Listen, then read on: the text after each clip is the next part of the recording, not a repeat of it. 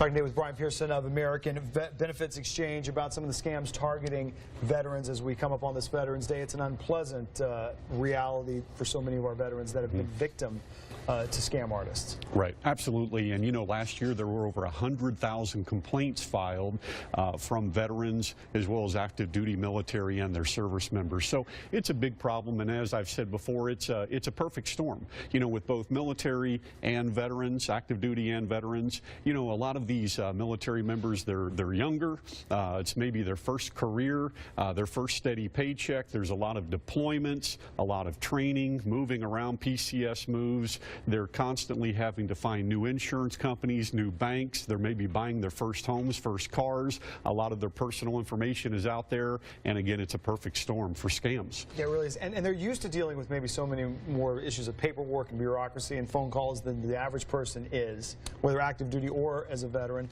So it's not uncommon to be solicited by one of these things. Absolutely. And that's why the guard might be down a little bit. Absolutely. And right now, one of the biggest scams going on is with our veterans, and it's really unfortunate, but there is a scam that the FTC actually recently released a warning about, and it pertains to a phone number that looks as if it's coming from the Veterans Affairs Department, and it's concerning the new Veterans Choice program, where veterans can go out and actually pick their own doctor and receive health care if approved by the VA. And so veterans are very willing to give up personal information, and in order to receive a discount, to be able to get a quick appointment with a doctor, they're giving out credit card information, and then the fraud occurs. And that kind of just gets into one of the main things we tell anybody about a potential scam. Don't volunteer that information.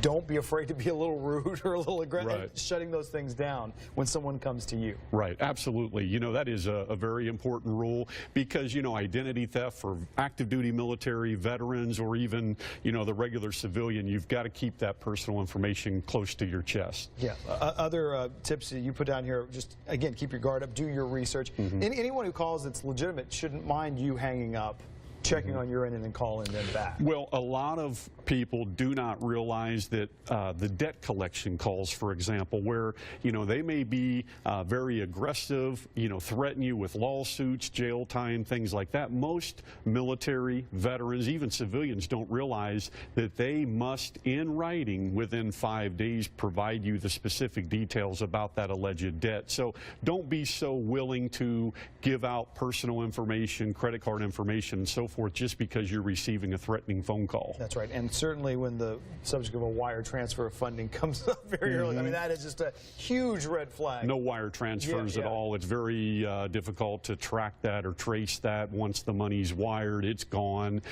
If in fact it's a legitimate debt, or even if you were pretty convinced it was, put it on a credit card, because that can be traced, and it can be, you could refuse that, if you will, or dispute those charges. So anyone who's being a legitimate actor coming at you will hopefully work around you, wouldn't require one of those. Absolutely, absolutely. And then real quick, you touched on this, Brian, but it's not just veterans. Some of these scammers are attacking active duty personnel as well. The active duty, most definitely, and I encourage all active duty service members, especially if they're deployed, they can put what's called an active duty alert on their credit report. So they can do that by contacting any of the 3 credit bureaus, and so as they're deployed, they're going to be taken off the list where they're getting these pre-approved credit card offers. But more importantly, the credit bureaus will actually have to verify that these service members actually applied for and opened up a new line of credit before it's actually approved. That's wonderful. And then the bottom line of all of this, if you're concerned about anything, what are some of the best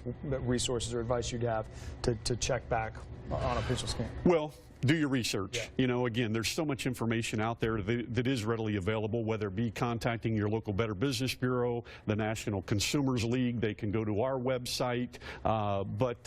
You know, just do your research. And if you feel that something maybe is legitimate, you know, again, get that in writing. Don't be so susceptible to give out personal information. But do your research. Keep your guard up, even though they may sound, you know, very trusting over the phone. Maybe they have some of your personal information, keep your guard up. Yeah, and we don't want to make anyone overly afraid or paranoid of anything, but it's never bad to just ask that extra question, take that extra step. Again, if they are legitimate, they can hear from you, not the other way around. Absolutely. All right. Brian Pearson again with American Benefits Exchange. Brian, we appreciate the information. My pleasure. Thank you. Be right back.